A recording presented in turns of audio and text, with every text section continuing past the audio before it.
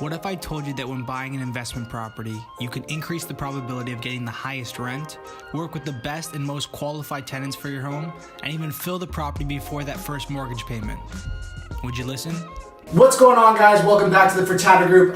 Right now, at this moment, I know exactly what you guys are thinking. You're like, wait, did I click on the right channel? Who's this guy sitting in the chair? That's not Ruben. So for those of you guys that don't know me, don't worry. My name is Austin Furtada. I'm actually Ruben's son. I work with him on the Furtada Group, and I've been a real estate representative for the last 3 years. Now, in those 3 years, I've done a lot, and I've been able to learn a lot as well. But one of the things that I've really focused on is the investment side. Now, either if it's an investment property that we're looking for our clients, or if it's our own personal investment property, we've been able to really develop a really good platform or kind of checklist to go through in order to get the best quality tenant, the best rent, and get it done even before we've actually closed on the property. Alright guys, before we dive into the rest of this video, really quickly, in 2017 we started the YouTube channel, and I gotta thank you for all the growth that we've had so far. But now in 2018, I'm gonna need you guys to hit that like button. I think the most likes that we've ever got on a video is probably 20 likes.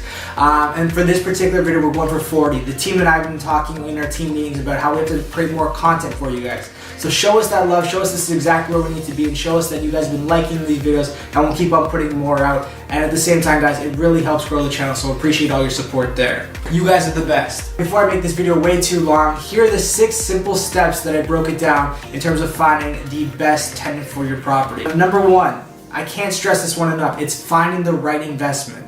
Finding the right property when you guys are looking is going to be crucial in terms of the right tenant that you get that's going to pay top dollar, and where there's going to be a lot of urgency and we can create a lot of competition.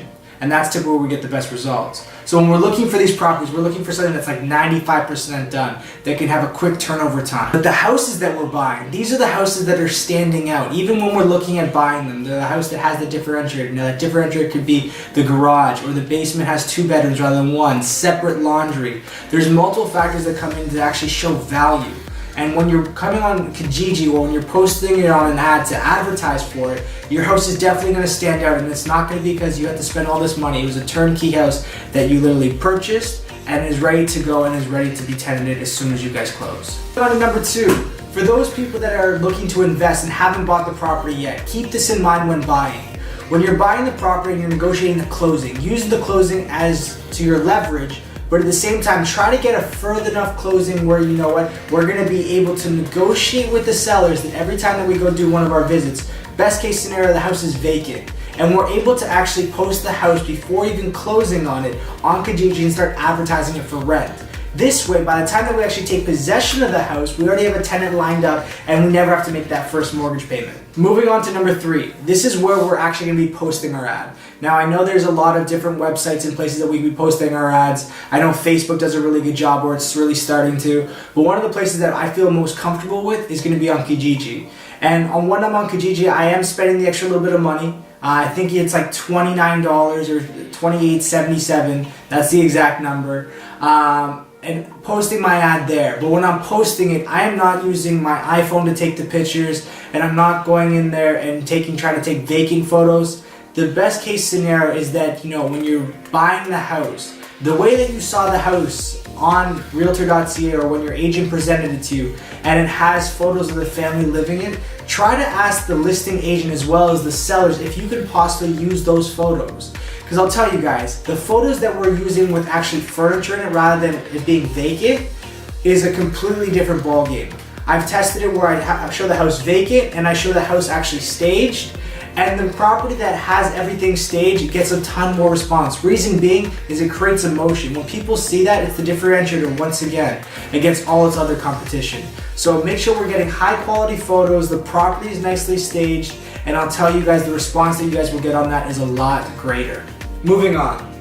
Now that we have our ad posted, we're going to start getting calls. And guys, when that phone rings, this is our chance to figure out who's really on the other side of that phone, right? We don't want to be wasting their time, and you definitely don't want to be wasting your time doing showings to unqualified people. So as they respond, I always like to deal with everything over the phone rather than email. Now on Kijiji, I know what happens. A lot of people blast their emails, oh, I'm interested, and they end up not calling you. Well, that's red flag number 1. If you're asking them to call and they're emailing, like I said, I know some people are busy, but I prefer that call.